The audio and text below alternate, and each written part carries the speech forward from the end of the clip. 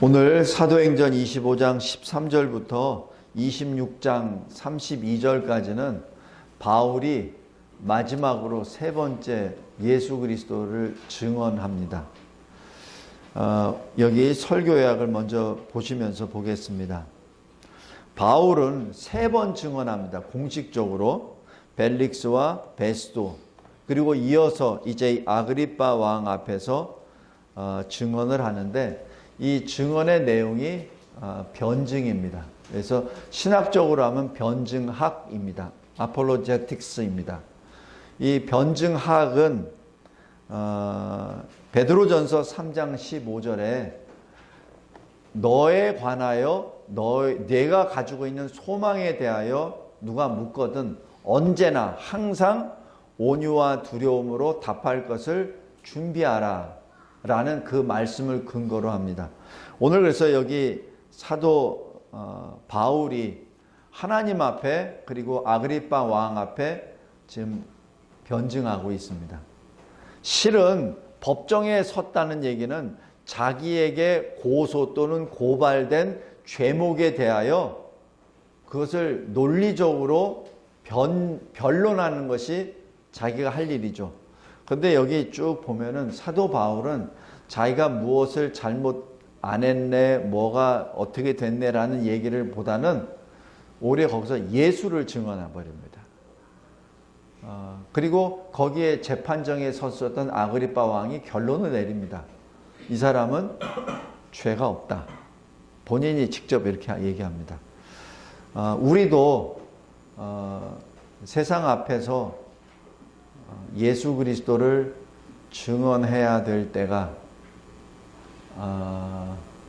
있지 않을까 하는 생각이 듭니다. 어떤 시대에 받은 그리스도인의 사명일 수도 있고, 또 하나는 우리는 항상 길 가다가도 그 답변을 해야 될 준비를 해야 합니다. 우리가 전도하면서 사람들이 물어요. 당신은 왜 이렇게 전도합니까? 제가 전에 미국에서 이제 찬양하면서 하니까 지나가는 사람이 그래요. 당신은 뭐 때문에 그렇게 크게 찬양을 합니까? 뭐가 즐겁다고 웃으면서 찬양합니까? 라고 질문하더라고요. 그것이 법정은 아니지만은 세상 앞에서 우리가 답을 해야 될 의무가 있습니다. 그것이 베드로전서 3장 15절 말씀입니다. 베드로전서 3장 15절 말씀을 꼭 집에서 한번 읽고 묵상하시기 바랍니다. 그런데 여기 바울은 담대히 로마 황제에게 자기 문제를 요청합니다. 이것이 하나님의 역사입니다. 하나님의 섭리입니다. 아무나 로마 황제 앞에 이렇게 자기 문제를 얘기할 것이 아닙니다. 왜냐하면 바울은 유대인이지만 로마 시민권을 가진 사람이기 때문에 가능합니다. 그리고 사도 가운데 바울만큼 가방끈이 긴 사람 없어요. 그래서 이 베스도 총독도 바울이 누군지는 정확히 알지는 못하지만은 바울이 굉장히 학식이 깊은 사람이라는 걸 인정합니다. 그러니까 당신이 바울에게 말하잖아요. 당신이 가지고 있는 그 많은 학문 때문에 당신이 미쳤구나, 이렇게 표현합니다. 그래서 다른 사도들은 대부분이 어부고, 그리고 세무소에서 이게 세금을 걷는 그런 사람이기 때문에 학식이 그렇게 깊지 않아요. 그렇다고 해서 그분의 영성이 떨어진 건 아니지만 사도 바울처럼 영성과 이 학문성이 깊은 사람은 사실 12명 중에 유일합니다. 그래서 이 바울이 쓴 내용을 보면은 신약 성경의 한 3분의 2가 사도 바울이 쓴 겁니다. 그만큼 사도 바울이 행하는, 지금 오늘 여기 마지막 변론은 변론이 아니라 설교였습니다. 자, 먼저 아그리빠를 보겠습니다. 여기 아그리빠는 누구죠? 헤롯입니다. 헤롯의 아들입니다. 사도행전 12장에 보면은 최초 12사도 중에 최초 순교자가 나옵니다. 야고보 사도. 야고보 사도를 아주 잔인하게 칼로 죽인 사람이 이 아그리빠의 아버지입니다. 그리고 이 아그리빠의 할아버지는 누구냐면은 예수 그리스도께서 이 세상에 오셨을 때 동방에서 온 박사들이 유대인의 왕을 만나 뵈러 왔다라고 했을 때 그때 이 헤롯 왕이 뭐라고 하냐면은 당신이 발견하고 나면은 나한테 알려주라. 그럼 나도 경배하리라. 실은 경배가 아니라 죽이려고 한 거죠. 근데 동방에서 온 박사들이 다른 길로 가버리죠. 그러자 그때 그 당시에 헤롯 왕이 독심을 품고 그때 이 베들레헴과 그 주변에 있는 지경에 유대인 아들 중에 2살 미만은 다 죽여버립니다. 그 헤롯 왕이 이 아그리빠 왕의 할아버지입니다. 지금 무슨 말인지 아시겠죠? 이 아그리빠 왕이 어떤 사람인지. 왜 우리 저기 미술 시간에 보면은 왜 아그리빠 왕 흉상해가지고 하는 그림 있어요. 그게 아그리빠입니다. 근데 이 아그리빠가 다른 말로 하면은 헤롯입니다. 이 헤롯 왕의 손자요 아들입니다. 이 아그리빠 왕은 유대교인입니다. 그래서 유대법에 대해서 잘 아는 사람이에요. 그래서 누구보다도 이 바울의 문제에 대해서 정확히 꿰뚫고 있는 사람이 아그리빠 왕입니다. 반면에 이 아그리빠 왕과 같이 한 버니게 사촌간입니다. 근데 근친상간의 아주 대표입니다. 이 사람뿐만 아니라 그 전에 왕들도 또 이랬습니다.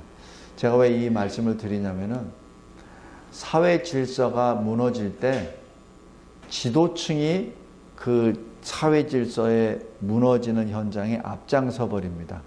그럼 그 사회는 계속 몰락의 길을 갑니다. 유대교인이에요. 유대교에 의해서 모세율법을 아는 사람입니다. 그러나 그의 삶은 하나님의 말씀과 전혀 관계없는 사람입니다. 이 시대에 살면서 우리가 교회가 힘듭니다 라고 말을 하며 저에게도 이렇게 이메일이 많이 와요. 얼마나 수고 많으십니까? 그리고 얼마나 이 노고가 많으십니까? 하면서 이메일이 오는데 근데 그것은 서로가 힘들다고 이렇게 서로 이야기하는 것으로 해결되는 것이 아니라 다시 말씀으로 돌아가야 되는 것이 우리의 본분입니다. 교회가 어렵습니다. 어떻게 해야 부흥합니까? 어떻게 해야 더 그것보다 가장 먼저 선수적으로 하는 것은 회개입니다. 그리고 말씀으로 돌아가는 일이 가장 중요합니다. 우리의 삶도 마찬가지입니다. 우리 삶이 어려우면 어려울수록 가장 기본으로 돌아가십시오. 내가 어렵다고 생각했을 때 기본으로 돌아가세요. 내가 고난을 당하니까 이 고난에서 어떻게 극복해 보려고 거기서 근시안적으로 보지 마세요. 가장 근본적인 문제를 먼저 생각하십시오. 그랬을 때 문제가 서서히 하나님의 방법으로 해결이 됩니다. 내 방법으로 해결하려고 하지 마십시오. 하나님의 방법으로 해결하신 것을 보길 바랍니다. 자, 두 번째, 이제 26장부터 바울이 증언을 하게 됩니다. 여기서 바울이 증언할 때 2절 보십시오. 아그리빠 왕이여 유대인이 고발하는 모든 이 일을 오늘 당신 앞에서 변명하게. 여기서 이 말이 그런데 변론이라고 하는 것이 좋겠습니다. 변론하게 한 것이 다행히 여깁니다 라고 얘기하는 것은 바로 바울 사도는 아그리빠 왕의 현 주소를 정확히 알고 있기 때문에 그렇습니다. 베스도는 유대교를 잘 모르는 사람이에요. 베스도는 유대인을 잘 모르는 사람입니다. 그러나 당신은 유대인을 누구보다도 잘 아는 사람이기에 내가 본질적으로 당신에게 변론할 수 있는 기회를 주신 하나님께 감사합니다. 지금 그 얘기입니다. 그러면서 이 바울이 말씀을 전합니다. 말씀을 전할 때 자기 자신을 먼저 소개합니다.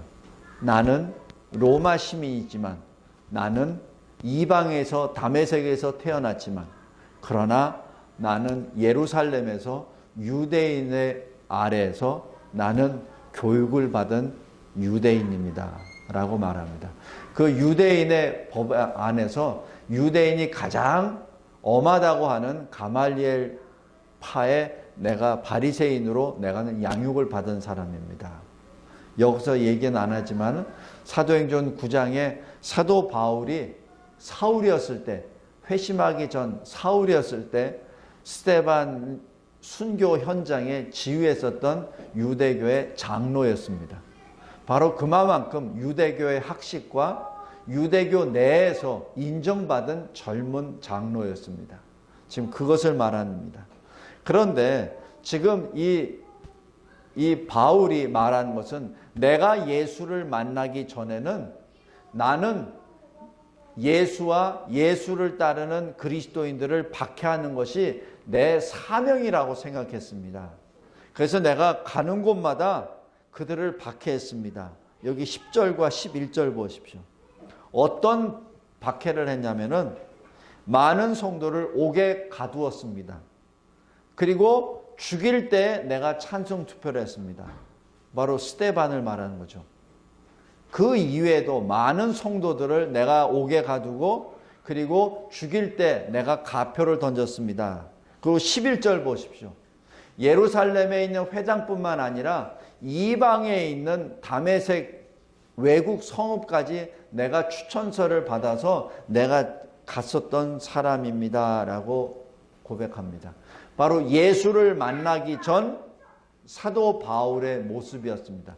나도 당신들처럼 지극히 당신들처럼 열심을 내서 누구보다도 열심을 내서 예수와 예수를 따르는 사람들을 내가 박해했었습니다 라고 고백하죠. 그 다음에 여기 11절 중반 여기 두 번째 보십시오. 형벌뿐만 아니라 강제로 예수를 모독하는 말까지도 하게 했습니다. 지금 이것이 실제 로마 시대에 그리스도인들이 순교 직전에 순교 현장에 있었던 거예요. 그리스도라는 그 글씨를 써놓고 이 그리스도라는 밟아라.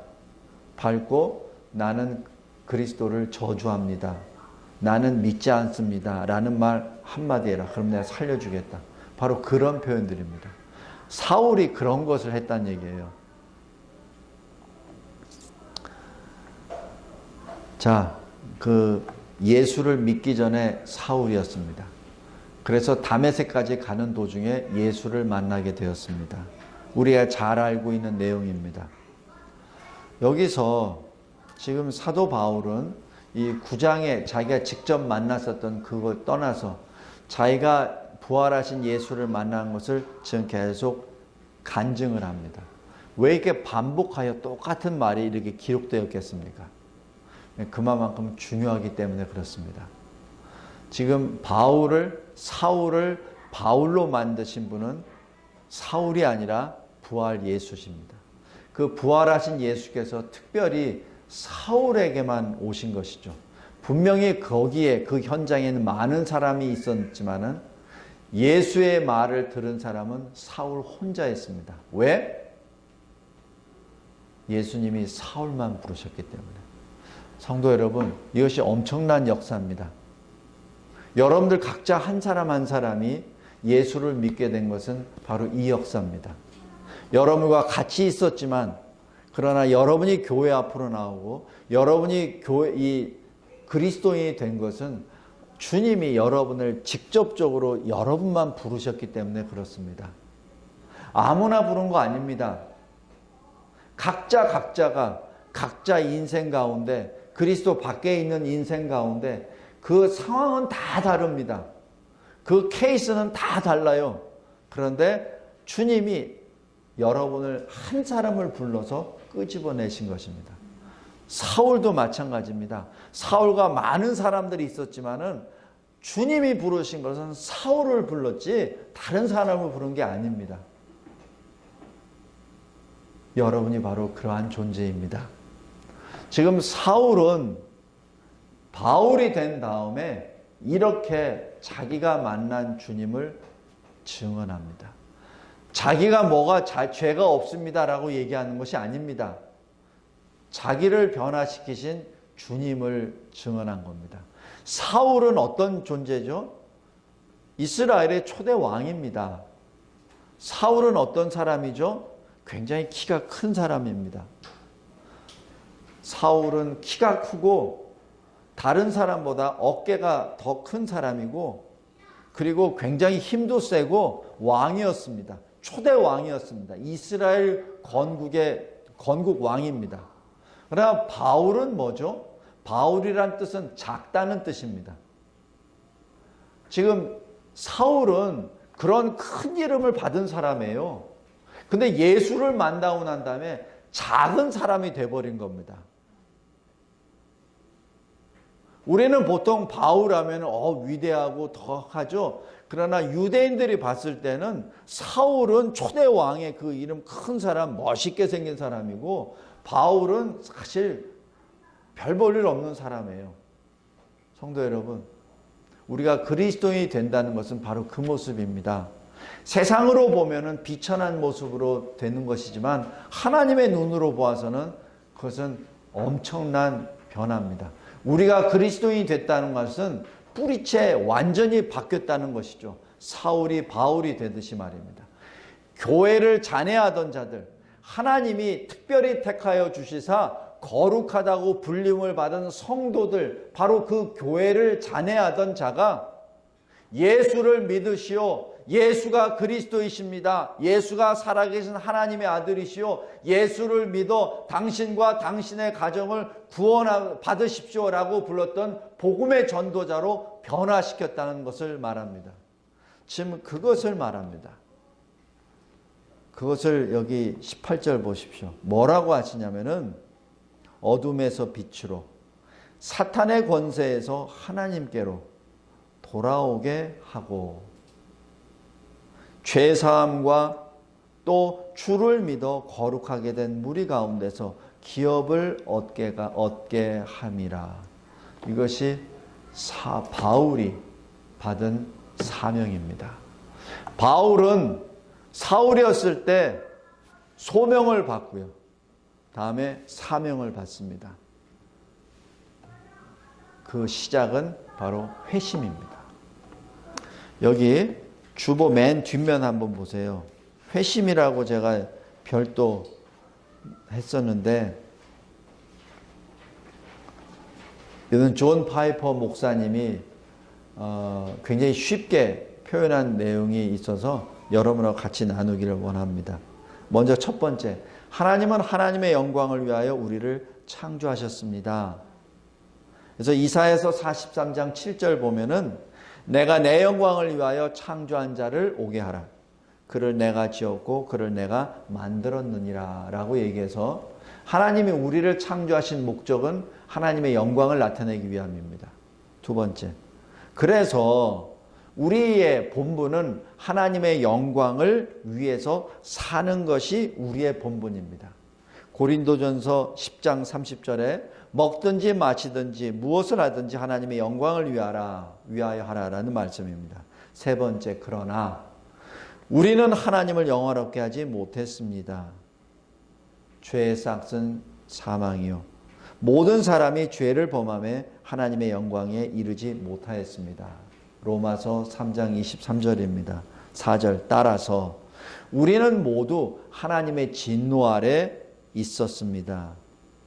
이런 자들은 주의 얼굴과 그의 힘의 영광을 떠나 영원한 멸망의 형벌을 받으리로다. 데살로니가 후서 1장 9절입니다. 그런데 그럼에도 불구하고 하나님은 독생자 예수 그리스도를 보내시어 우리 죄인을 대신하여 십자가에 죽으시고 죽은 자 가운데서 부활하심으로 우리를 구원하셨습니다. 자, 여기서 회심입니다. 2번 보십시오. 회심은 회개와 믿음입니다. 회개란 뭐죠? 하나님께 돌아가는 것. 내가 범한 죄악을 싫어하고 미워하고, 그래서 그것을 떠나 하나님께 돌아가는 거 회개죠. 그리고 예수를 그리스도로 믿는 믿음, 그것이 합쳐진 것이 회심입니다. 그래서 회심은 회개와 믿음입니다. 여기서 지금 사울이 소명을 받고 사명을 받기 전에 역사는 회심의 역사입니다. 자기는 여태까지 그리스도를 공격하고 그리스도를 믿는 자들을 쫓아가서 옥에다 던지고 죽이고 모욕을 주고 하는 것을 자기의 사명으로 생각했어요. 그렇게 해야 된다고 믿었습니다. 그런데 그것이 틀리다는 것을 주님을 만나고 알게 되었죠. 어떻게? 자기가 열심히 노력해서? 아닙니다. 하나님의 주님의 선수저이고 절대 주권으로 빛을 쏟아버리셨기 때문에 그 빛을 받을 수밖에 없었어요. 흑암에서 자기 머리를 굴려가면서 했다가 갑자기 태양보다 더 밝은 빛으로 주님이 오셔버렸기 때문에 그 빛을 받아버렸기 때문에 변화가 될 수밖에 없는 거예요. 그게 회심입니다. 그 회심에 이어서 나아가는 것이 바로 소명과 사명입니다. 그래서 요한 1서 5장 1절에 이렇게 말합니다. 예수께서 그리스도이심을 믿는 자마다 하나님께로부터 난 자라. 사울은 하나님으로부터 난 자였습니다. 그래서 지금 자기 자신을 변론하는 그 장소에서 바울은 예수를 증언한 것이죠. 가장 강력한 증언의 모습, 자기 인생을 통하여 주님이 오신 것, 주님을 만난 것, 그것을 지금 증언한 것입니다. 성도 여러분, 우리도 마찬가지입니다.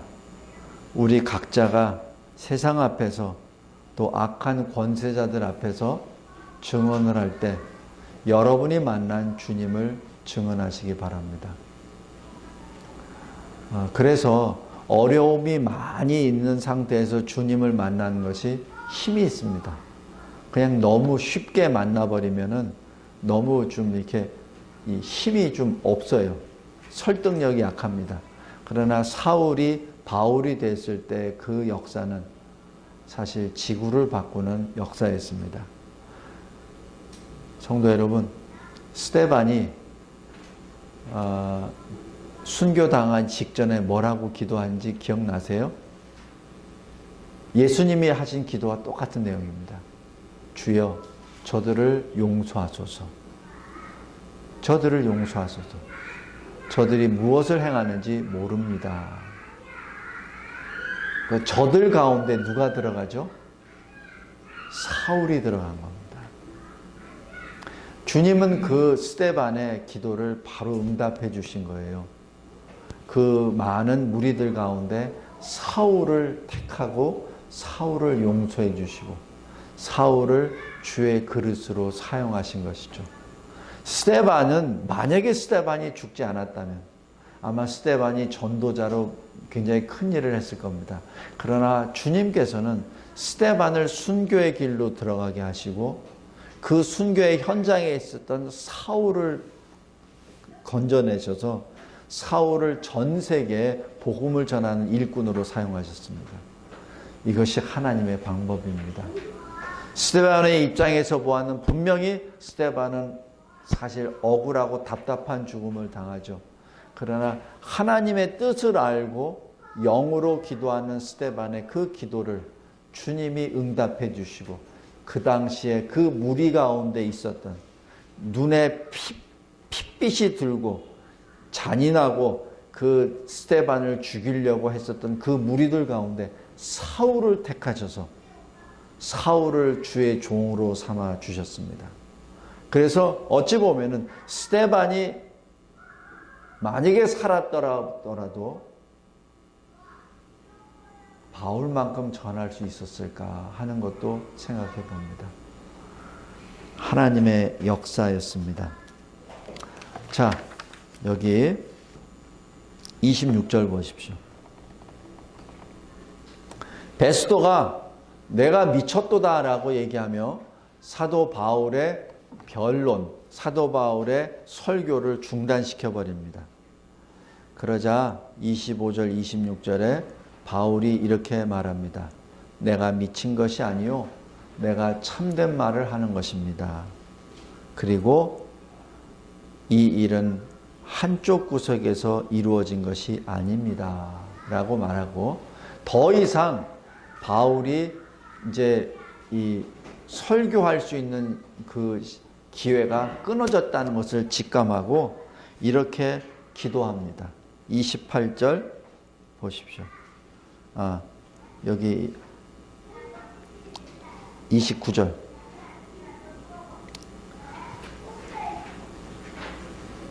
오늘 내 말을 듣는 모든 사람도 다 이렇게 나처럼 죄인으로 결박된 것 이외에 나와 같이 그리스도 예수를 전하는 자가 되기를 원합니다.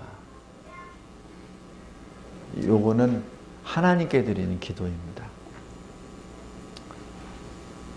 그리고 이 바울의 증언은 끝납니다. 성도 여러분, 우리가 무슨 일을 시작할 때 시작과 끝을 알아요. 우리의 인생도 마찬가지입니다. 시작이 있으면 끝이 있어요. 그래서 항상 끝을 준비하기 바랍니다. 사도 바울은 압니다.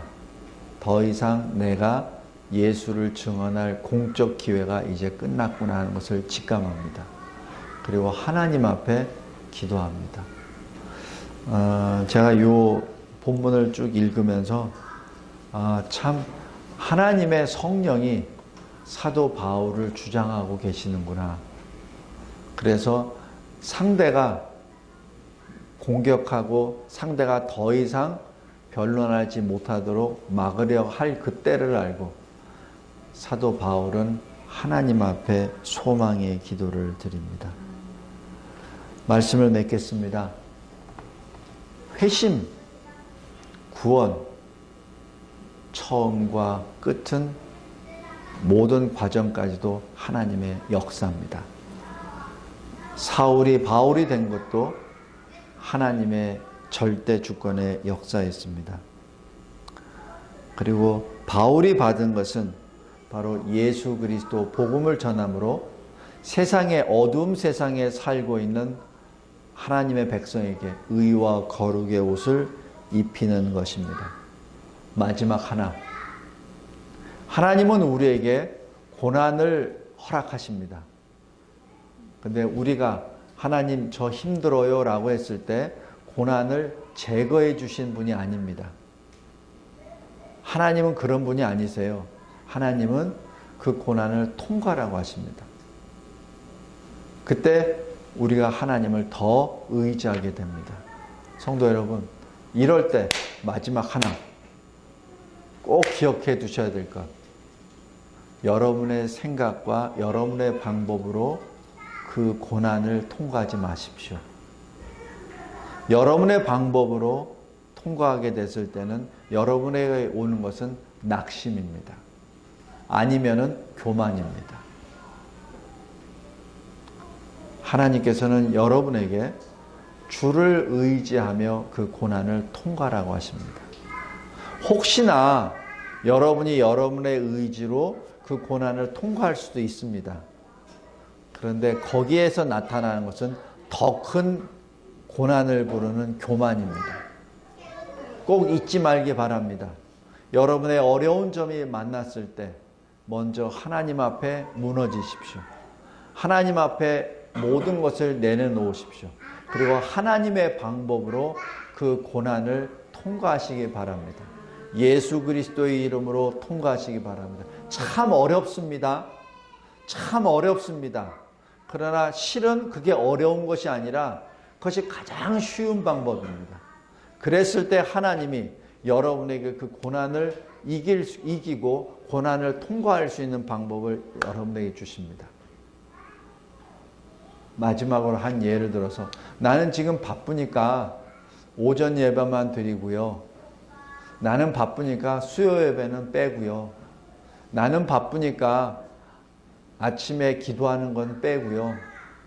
제가 시간이 나면은 할게요. 라고 생각하는 분들이 혹시 있을 줄 있습니다. 그 차고입니다. 바쁠수록 더 죽게 달려오십시오. 자기가 어렵다고 생각할 때 내 방식이 아니라 하나님 방식으로 해서 승리하는 것을 체험해야 합니다. 나는 지금 바쁘니까 이것저것을 양보해서 내 그 세이브된 그 시간과 노력만큼 해서 내가 얻었습니다. 그러면 나중에 어떻게 되죠? 그런 유사한 일이 벌어졌을 때 하나님께 달려가기보다는 하나님의 달려가는 시간을 또 확충해서 내가 하려고 합니다. 그러지 마십시오. 다시 말씀드립니다. 여러분 앞에 커다란 장애물과 어려운 점들이 있습니까? 그때 그것이야 바로 말로 하나님을 만날 때입니다.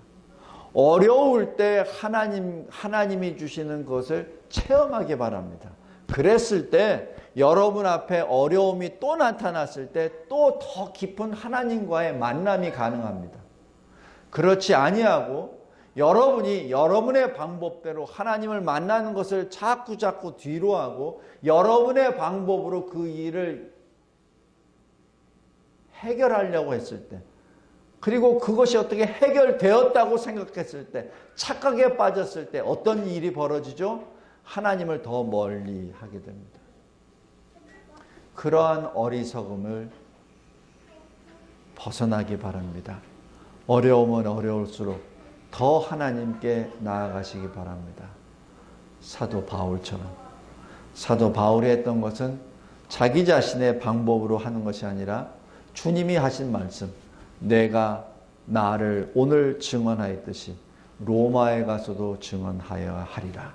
그 말씀을 믿고 자기 자신은 로마 법정에 서서 로마 황제 앞에 내가 증언하리라 라는 그것을 지금 계속 나아가고 있는 것이죠. 지금 사도 바울이 그냥 고집 부리는 거 아닙니다. 사도 바울은 주님이 주신 명령을 지금 순종의 길로 걸어 나아갑니다. 세상 사람들의 눈으로 보면은 참 부질없습니다. 아그리빠 왕도 그러잖아요. 32절에 로마 황제에게 올리지 않았다면 석방되었을 거라고 얘기하죠. 세상들은 그렇게 봅니다. 그러나 바울이 보는 것은 세상이 아닙니다. 바울이 보는 것은 주님이십니다. 우리도 마찬가지입니다. 여러분이 여러 어려움을 당했을 때 그때 먼저 주님께 달려가십시오. 그리고 주님이 주시는 방법으로 걸어가시기 바랍니다. 기도하겠습니다. 하나님 아버지 감사하고 감사합니다. 하나님이 주시는 이 사도 바울의 모든 행적과 그의 말을 통하여 주님을 만납니다. 그리고 우리 자신의 인생을 돌이켜봅니다. 주님, 저희들의 인생도 바울처럼 입을 벌릴 때마다 예수를 증언하게 하옵소서. 어떠한 어려움이 있을 때라도 늘 예수를 증언하며 성령께서 가르쳐 주시는 그 말씀을 선포하는 주의 참된 그리스도인이 되게 하옵소서. 예수 그리스도의 이름으로 기도드렸나이다. 아멘.